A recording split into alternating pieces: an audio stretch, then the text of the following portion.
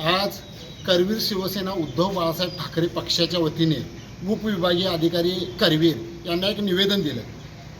एक कायदा आहे आई वडील व ज्येष्ठ नागरिक यांच्या चरितार्थ व कल्याणासाठी. जर ती मुलं असतील, सुना असतील, मुले असतील, आई वडिलांना बघत नसतील तर एक कायदा आहे, त्या कायद्यासाठी एक अर्ज करणे गरजेचं असते. पण हा कायदा आहे हे ग्रामीण भागात अजिबात माहिती नाही आहे. लोकांना ग्रामीण भागात काही तंटा झाला, एखादी मुलं त्रास देत असतील, मुलगी त्रास देत असेल तर ते वयोवृद्ध, ते आई वडील स्थानिक पोलीस स्टेशनमध्ये जातात. पोलीस काय सांगतात, दोघांना बसवतात, तुम्ही भांडायचं नाही, तुम्ही भांडायचं नाही, घरी जावा. पण त्याच्यावरती कायमस्वरूपी ते सोल्युशन निघत नाही, म्हणजे त्या लोकांना त्रास असतो.